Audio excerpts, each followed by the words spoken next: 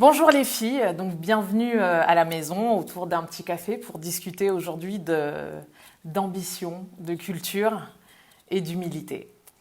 Alors le titre de l'épisode, c'est « Arrête de toujours vouloir plus, reste humble un peu ». Est-ce que ça vous parle cette citation ? J'entends souvent ça avec mes collègues. De ta part ? Non, pas de ma part, de la part de mes collègues, de mes amis aussi, de mon cercle amical. Et on me dit souvent ça, arrête de faire plus, reste humble ou reste simple, reste tranquille, fais simple. Et moi je prends ça à la rigolade, c'est vrai sur le coup, mais après en y réfléchissant, c'est quelque part par là, c'est pas trop vouloir faire plus, c'est plutôt vouloir faire bien. Vouloir faire bien et tu vois, tendre à la perfection de ce qu'on veut, enfin de ce qu'on a, l'idée qu'on a en tête. Et pour toi, Christelle ? C'est peut-être pas été dit comme ça. C'était plutôt, tu essaies de ressembler à... C'est la blanche. Oui, ça c'est vrai. Et ça m'est déjà arrivé qu'on me calme un peu à ce niveau et qu'on me dit, mais en fait, tu rêves un peu trop.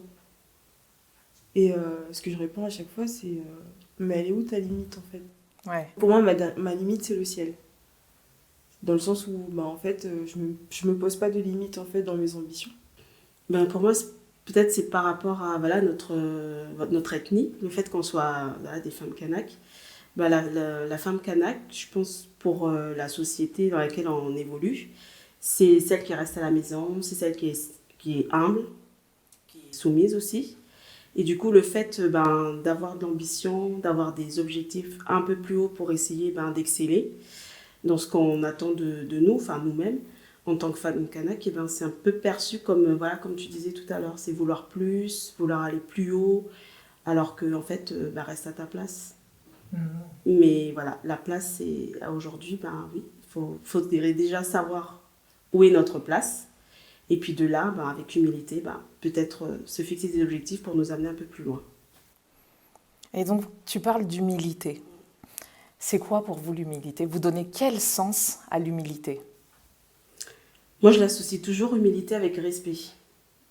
Voilà, c'est respecter la personne qui est en face de moi, connaître déjà qui moi je suis, où est ma place par rapport à cette personne, et puis me comporter vraiment avec respect, avec humilité envers la personne qui est en face de moi.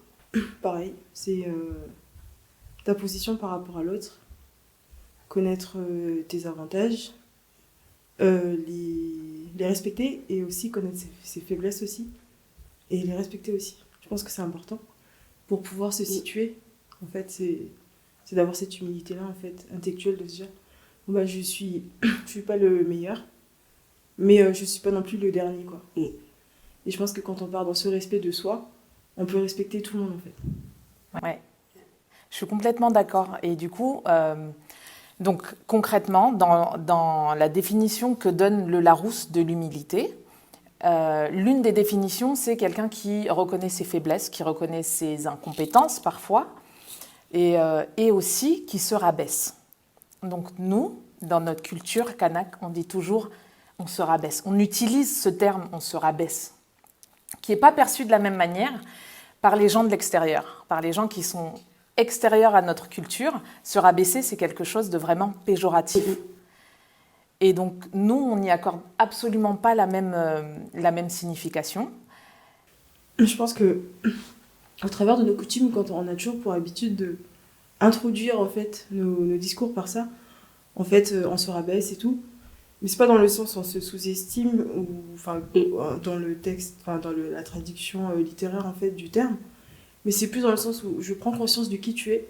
En général, quand on le fait, c'est qu'on arrive peut-être dans une maison par exemple. Oui. C'est prendre conscience de la place de l'autre Et puis, on sait comment on considère l'autre dans la Ouais. culture kanak. Comment on le met toujours en valeur, en fait. Et puis, je pense que c'est plus dans ce sens quand on dit, voilà, cette humilité, c'est de prendre... comment C'est qu'on respecte la personne qui est en face de nous, quoi. C'est ça, et sa place. Ouais. Même si dans la hiérarchie sociale, entre grosses guillemets, en fait, de la culture, enfin, du système de la société kanak, pardon, et ben, même si la personne elle a une place qui n'est pas sur la même position que toi, mais tu Ouais. prends en compte la personne dans dans son ensemble, en fait. Ouais. Je pense que ça pose aussi la question des limites en fait qu'on se pose nous-mêmes. Donc tu parlais en fait du fait de la position qu'on peut avoir dans la société, notre position sociale qui est hors du monde kanak, hors de notre société. Quand on sort de la maison, quelle position on a professionnellement, dans une association, dans un club de sport, peu importe.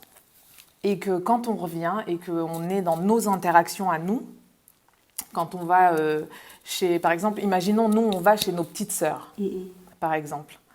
C'est nos petites sœurs. On peut se permettre de leur demander tout ce qu'on veut concrètement. Sauf que y a toujours cette humilité qui nous force à respecter la personne qu'elle va être.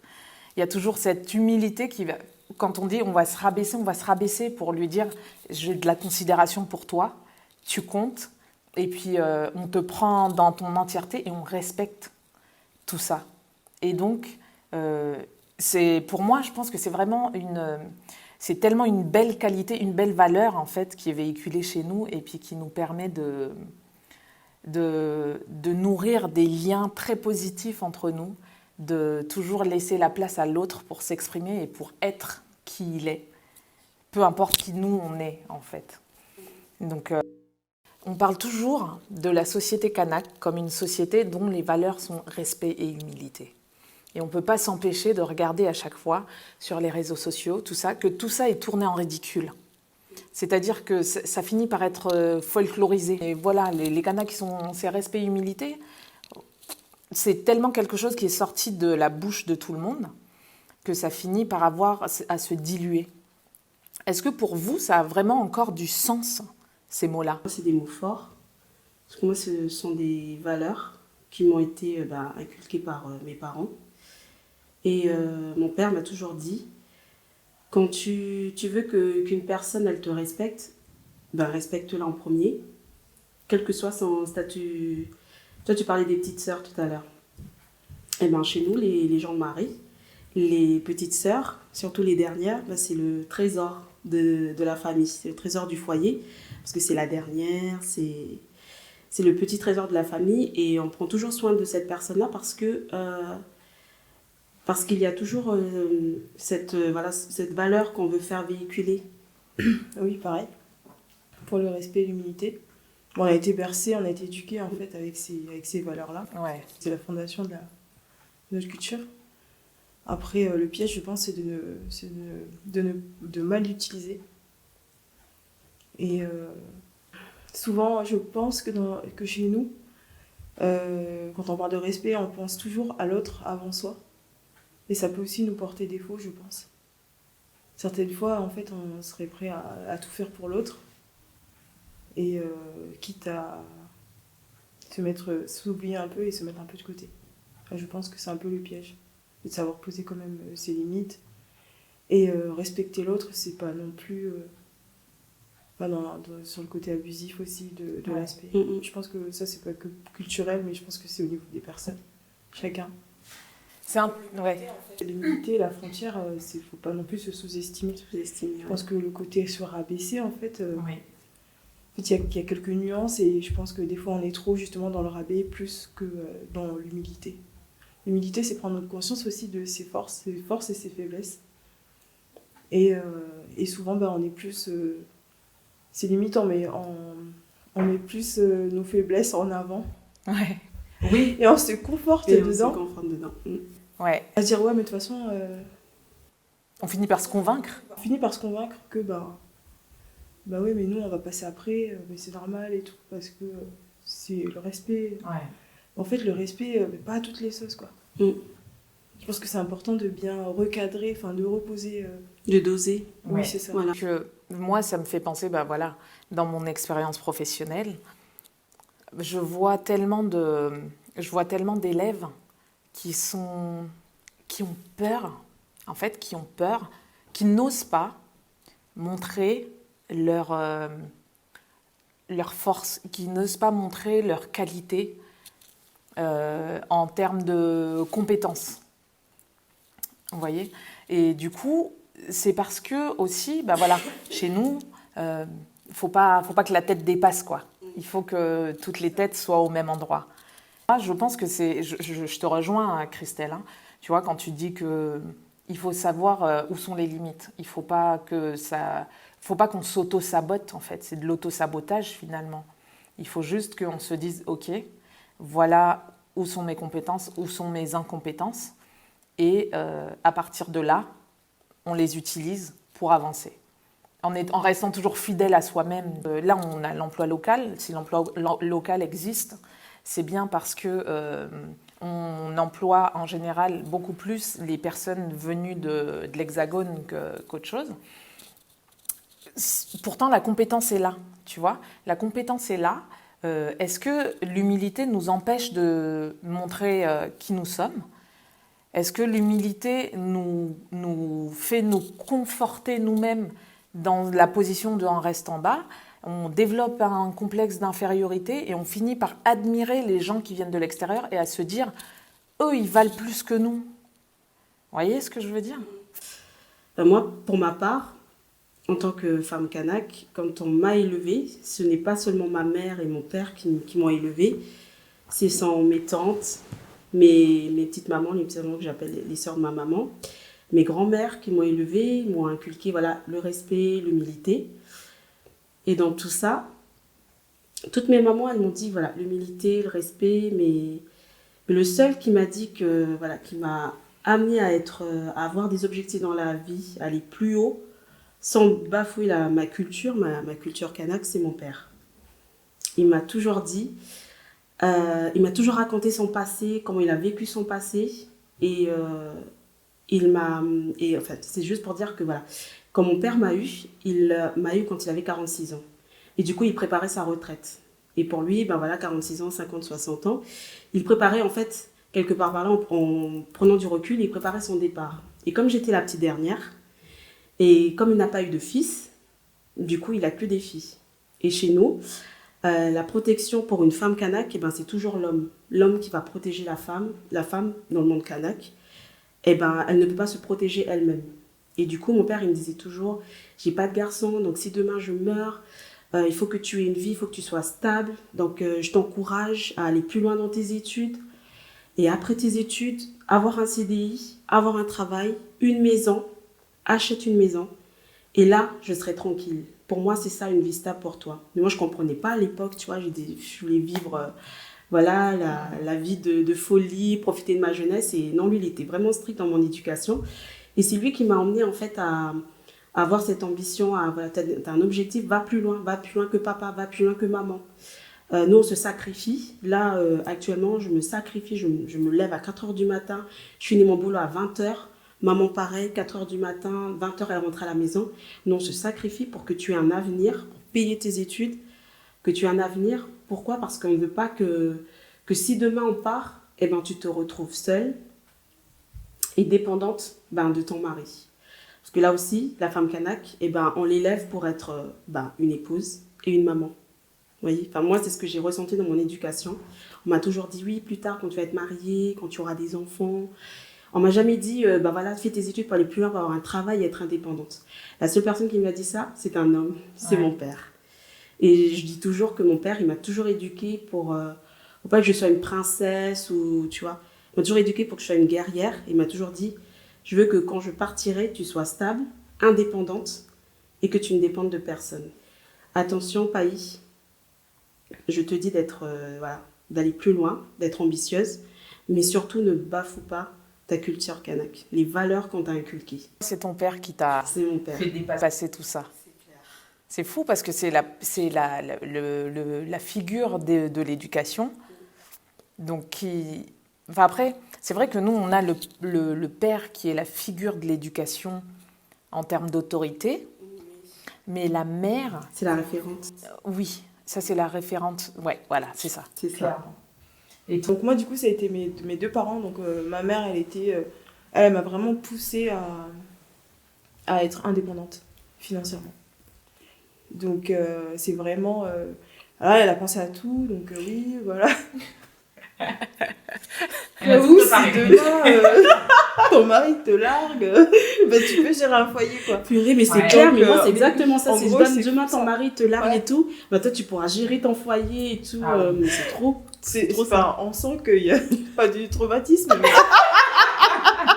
Elle flirte avec on va pas dire mais là, on sent qu'on veut, voilà quoi, ils veulent nous inculquer en fait ce que Ouais. via leur expérience, je pense. Oui. Donc je pense que là commence à arriver la génération des familles monoparentales. Et ouais. Donc on voit bien l'évolution. Et donc ma mère elle m'a vraiment câblée pour ça.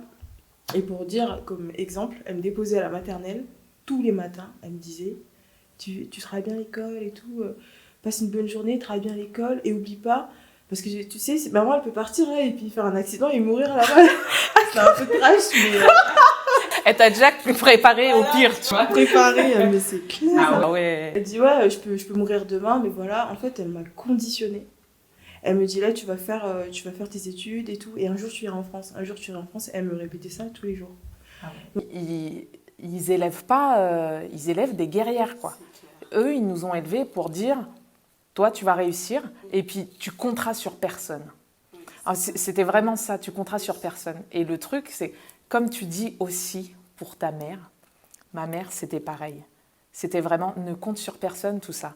Tu vois, la génération de nos mamans, comme tu dis, qui ont été élevées pour être des épouses, pour être des mamans, elles ont la force intérieure qu'elles nous ont transmise.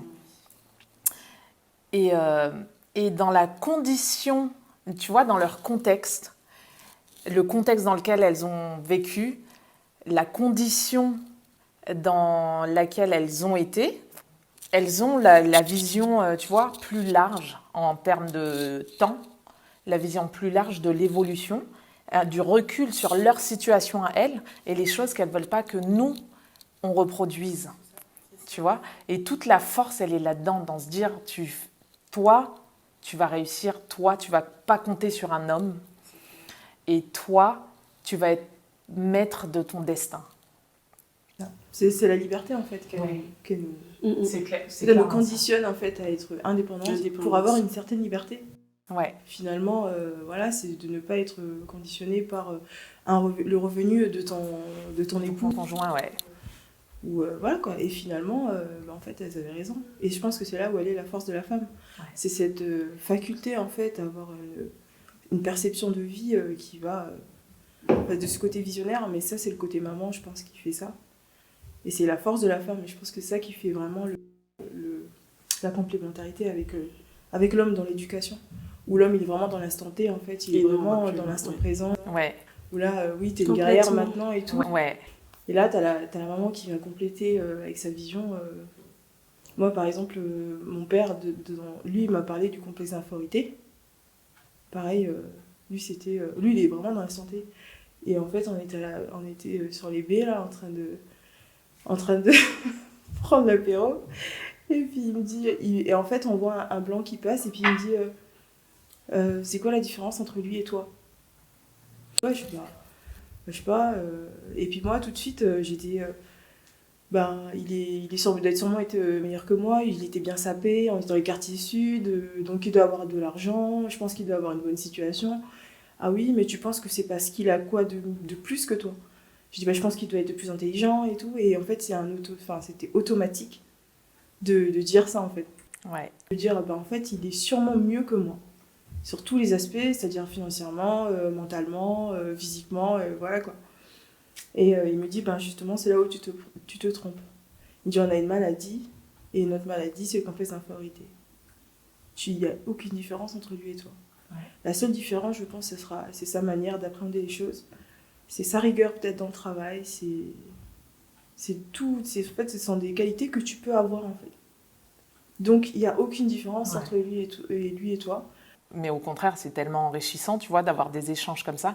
Et je pense que c'est des échanges qui sont cruciaux parce que c'est des tournants dans notre vie. Tu vois, c'est provoquer le déclic chez nous. De se dire, explose le plafond de verre, quoi. Tu vois, une limite qu'on se pose tout seul à nous. Après, voilà, il y a tout le contexte de la colonisation, tout ça, machin, qui fait que, voilà, on a abaissé notre maximum. Et quand je dis on, c'est le on impersonnel, hein, c'est pas nous qui l'avons abaissé, c'est que on l'a abaissé pour nous et nous, on y a cru parce qu'on nous a convaincus qu'il était là le maximum, alors que, comme tu dis, on a tous les mêmes compétences, on a tous les mêmes habilités et on est capable. La preuve d'aller chercher ce qu'on veut, quoi. Voilà, j'aimerais bien vous poser une autre question. Enfin, nous, en tant que femmes kanak, qui naviguons dans des sphères très diverses et variées, entre autres professionnelles, occidentales et culturelles, domestiques, kanak, c'est quoi la réussite pour nous ? Je me rends compte que la réussite, en fait, c'est ton épanouissement personnel. C'est vraiment se sentir bien dans ce que tu fais. Peu importe où tu te trouves, où tu te retrouves à la tribu, il y en a qui se sentent très bien, en fait, aller dans les îles à la tribu. Mais ça peut être mal vu, en fait. Enfin, ça peut être mal vu, pardon. Ça peut être perçu comme quelqu'un qui n'a pas réussi. Alors que non. Mais il y a des discours, en fait, que j'ai pu entendre où, oui, en fait, ça devient même péjo, quoi. C'est, ouais, mais si tu fais pas bien à l'école, en fait, tu vas aller à la tribu. Tu vas retourner à la tribu. Comme une punition, alors que je pense que ce sont des mauvais discours qu'on a pu avoir. Et puis maintenant, je pense qu'on se rend compte. Je pense que tout le monde se rend compte que c'était une fausse note, je pense, dans l'éducation. J'ai posé la question à mes élèves. Et donc, je leur ai demandé, c'est quoi la réussite pour vous ? Donc, j'ai eu plein de définitions, tout ça. Et j'ai donc 2 définitions chez mes élèves kanak, entre autres. Mais en fait, ça m'intéressait parce que eux aussi, ils sont amenés à naviguer. Enfin, je veux dire, ils sont à la maison dans le monde kanak, ils arrivent à l'école dans le monde occidental. Qu'est-ce que c'est la réussite pour vous ? Et donc, une partie qui me dit, non, la réussite, comme on a dit, c'était en termes de réussite professionnelle, un peu capitaliste, tu vois. La réussite, c'est bien réussir, avoir un bon travail, une maison, tout ça, machin. T'en as un autre côté, une autre catégorie en fait, qui définissait la réussite. Donc tu sens aussi les élèves qui ont un pied dans la coutume, tu vois. Ils ont un pied dans la coutume. Tu sens quand ils l'ont beaucoup plus que d'autres. Et eux, la réussite, c'est que je sois fière de moi et que je rende fière mes parents. Ça, si j'ai fait ça, si j'arrive à une situation où moi je suis fière de moi et que mes parents sont fiers de moi, c'est bon, j'ai réussi. Ça te touche quand tu as des témoignages comme ça. Moi, j'ai très peur de mon père, parce que voilà, comme tu dis, le papa, c'est l'autorité, tu vois, dans l'éducation. Puis j'avais peur et tout, je lui disais... Et moi, je n'étais pas du tout école, mais je détestais l'école. Franchement, je détestais l'école. J'ai eu toujours des mauvaises notes et tout. Mais à chaque fois qu'il y avait des examens ou des contrôles, mais j'étais à fond dans les révisions pour avoir la bonne note. Mais sinon, l'école, ce n'était pas trop mon truc. Et puis, bref, je passe mon bac et tout. Je décide de faire un BTS. Puis là, je me suis dit, mais attends, mais avec mon BTS, là, je ne vais pas aller loin, tu vois. Et je voulais continuer avec une licence en métropole. Et après, je me suis dit, voyant l'âge de mes parents, ils étaient âgés, tu vois, quand j'ai eu mon diplôme et tout. Mon père avait déjà la cinquantaine, voire la soixantaine. Je voulais, par rapport à ce que tu disais tout à l'heure, tu avais 2 cas de réponse par rapport à tes élèves. Et moi, j'étais dans la catégorie où je voulais être fière de moi et rendre fiers mes parents de leur sacrifice, tu vois, de ce qu'ils ont investi pour moi. Je voulais leur rendre, en fait, ce qu'ils m'ont fait, même si je ne vais pas leur rendre vraiment à la hauteur de ce qu'ils ont sacrifié, ce qu'ils ont investi sur moi, sur mes études. Et je voulais travailler et je voulais que cet argent, c'était pour vous. Voilà, c'est pour vous, papa et maman, tout. C'est une reconnaissance pour moi, tu vois. Et du coup, après mon BTS, je rentre dans une agence transitaire. Et là, je vois que, le salaire, c'est pas trop ça, quoi. Je dis, mais attends, mais je rêve, c'est pas ça toi, dans les trucs d'orientation. Oui. On te dit pas, on s'en fout du salaire, ouais, tu vas être comme ça, machin. Et en fait, c'est le mot qui te plaît, quoi. Agent de transit, tu vois, trader et tout, tu vois. Trop bien, commerce international. J'ai dit, punaise, je vais aller voyager et tout. Mais en fait, en réalité, bah non, c'est pas ça. J'ai vu le salaire, j'ai fait, bon, faut faire quoi pour aller un peu plus haut, tu vois. Et après la licence pro, je me suis dit, on va s'arrêter là. Et je vais travailler là pour mes parents. Tu vois, en écoutant, je sais pas ce que tu penses, Christelle et tout, mais quand tu disais, ouais, voilà, t'as eu ta position là dans ta compagnie de transition, et tu t'es dit, ah, mais le salaire, c'est pas terrible. Donc, je veux plus. Tu vois, là, on parle d'ambition. Tu vois, est-ce que le salaire, ça doit être important? Je dis parce que chez nous, l'argent, c'est pas une valeur. Est-ce que finalement, c'est une vraie question que je vous pose, est-ce que quand on se dit, moi, ça me satisfait pas, je veux plus, est-ce qu'on est en train de trahir nos valeurs? Est-ce qu'on est en train de trahir qui on est en tant que Kanak? Je pense qu'à l'époque de nos parents et de nos grands-parents, la vie, elle n'était pas aussi chère que maintenant. C'est clair. C'est pas je pense, mais c'est sûr. C'est sûr, ouais. Donc là où à l'époque, ils pouvaient se contenter d'un salaire à une certaine classe sociale, on peut plus se permettre en fait à notre époque. Est-ce qu'on peut chercher à être riche et rester toujours fidèle à nos valeurs?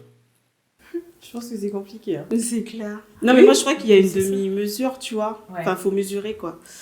Oui, mais pourquoi pourquoi être riche se aussi, dit tu vois, c'est ça. Enfin, Mais en fait, voilà. ça dépend, en fait, de ton objectif. Pourquoi tu veux être riche? C'est quoi l'objectif final? Tu vois? Une des raisons pour laquelle je vous pose cette question, c'est que dans notre contexte colonial, en interrogation coloniale, donc ici, par exemple, à Nouméa, il y a une ségrégation de fait, tu vois. C'est-à-dire que les hexagonaux, on va dire ça comme ça, les expatriés, sont tous dans les quartiers sud, pour la majorité, et nous, nos populations, elles sont dans les quartiers plus au nord et plus défavorisés, on va dire. En fait, on se dit depuis tout à l'heure, notre réussite, c'est être heureux, être fier de soi, rendre fier ses parents. Rendre fier ses parents, est-ce que ça passe pas aussi par rééquilibrer la balance? C'est pour ça que je posais la question tout à l'heure, ça sert à quoi d'être riche? Est-ce que la réussite, c'est pas aussi faire rééquilibrer la balance sociale, qui passe aussi par accéder à ces positions-là, accéder à ce salaire-là aussi. Réussir en même temps à rester fidèle aux valeurs, le bois dont on est fait, quoi. Tout à l'heure, on parlait justement on prenait ton exemple là, sur les salaires. On est une génération des accords, on est des années 80. On a été formaté au rééquilibrage. Ça fait partie du contexte dans lequel on évolue. Je veux dire, pour nous, c'est naturel en fait. Ouais. Rêver en fait d'habiter, on est tous passés à Sainte-Marie, regarder les baraques et se dire un jour ma soeur. Moi aussi. On s'imagine prendre l'apéro à Sunset, cette maison. On a tous rêvé, mais en fait, on a été aussi formatés à ça. Ouais. Je veux dire, nos parents ne nous ont pas fermés à cette éventualité. Au contraire. Ouais. Au contraire, on nous a dit, si vous voulez ça, faites ça. Ouais. Moi, je passais devant le concessionnaire Range Rover. Hein. Et puis, on est d'accord. Et puis, j'adore cette voiture. Et ma mère, elle dit, mais t'attends quoi pour aller bosser, en fait? Il faut bosser. J'adore cette maison, il faut bosser. On a été conditionnés. Ça s'est passé crème parce que c'est dans l'éducation. Et pour nous, c'est naturel. Donc, se poser cette question, à se dire, pour moi, c'est pas assez. Et c'est légitime. Et tant mieux, en fait, c'est que le message est bien passé. Ouais. Donc, après, c'est un confort de vie. C'est aussi pour ta famille. C'est aussi pour les coutumes qu'on a à faire. Enfin, je veux dire, tout coûte cher, les transports. On est des Iliens, enfin, toutes les trois, on est des Iliennes. On sait combien ça coûte pour se déplacer, juste avec nos sacs et sans compter tout ce qu'on doit amener, en termes de nourriture et tout ça. Famille, s'il y a, c'est limite le prix d'un voyage en métropole pour aller faire un séjour en famille avec une moyenne de 4 personnes. En fait, si tu veux quelque chose, prouve-le. Ouais. Vas-y, bosse. J'ai bossé, j'ai fait valoir mes compétences, j'ai fait valoir mes acquis, mon savoir-faire, mon savoir-être. Et ça a été reconnu par mes managers. Oui, donc oui, c'est vrai qu'on est bien d'accord. La base, c'est de fournir un travail convenable. Est-ce que les filles, vous auriez des conseils à donner sans prétention aucune, vraiment à notre échelle? Qu'est-ce qu'on peut faire? Qu'est-ce qu'on peut dire pour aider? Ouais, quelque chose que mon père il me disait. Déjà, il me disait qu'il n'y a pas de sous-métier. Hein. Ça revient à ma notion de la réussite, c'est se sentir heureux et puis d'aimer ce qu'on fait. Donc, c'était vraiment dans le sens où donne le meilleur de toi-même dans ce que tu fais. Et fais-le avec beaucoup de passion et beaucoup de motivation et d'amour. Parce que je pense qu'on en a besoin, en fait, dans ce qu'on fait. Et d'aller au bout de ses rêves. Alors, pour ma part, j'encourage toutes les femmes Kanak à avoir de l'ambition, tout en gardant en soi les valeurs qui t'ont été inculquées par rapport à ta culture Kanak, de ne pas les oublier, qu'elles soient toujours ancrées en toi et qu'il faut oser pour que tu sois heureuse. Voilà. Bah, moi, je vais juste ajouter pour les jeunes, parce que ça me tient à cœur, c'est notre jeunesse, c'est vraiment... On grandit dans ces deux sphères-là dont on parlait. On grandit dans le monde kanak, on grandit dans le monde occidental. Et il faut avoir confiance en soi, dans le fait que tous les jours, qu'on ait 16 ans ou qu'on ait 46 ans, tous les jours, c'est notre quotidien. Tous les jours, on fait ça. On ne cherche pas à savoir comment on le fait. Donc, il faut prendre conscience que si on le fait tous les jours, c'est qu'on sait le faire. Et de faire le travail.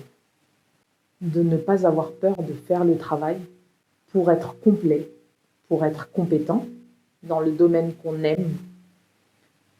Et ensuite, d'y aller. Voilà. Tout ça, toujours en toute humilité. Bon, bah écoutez, merci beaucoup les filles. C'était un vrai plaisir. Merci pour l'invitation. Bah, écoutez, quand vous voulez, vous revenez à la maison. Hein, et puis, on se reprend un autre café.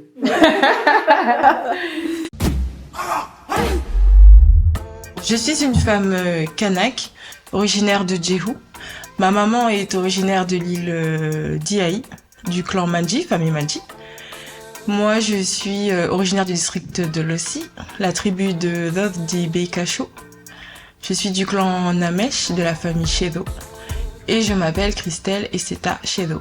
Alors pour moi, c'est particulier de parler d'avantages et d'inconvénients pour une origine ethnique. Pour moi, il n'y en a pas en fait. Je suis une femme kanak pleinement et entièrement, avec ses ombres et ses parties de lumière. Et je m'accepte telle que je suis. En tout cas, je suis fière de mes valeurs et puis de toute l'éducation qu'on perçoit dans la culture kanak, parce que ce sont des bases fondamentales de vie et très philosophiques. Et j'en suis très très fière.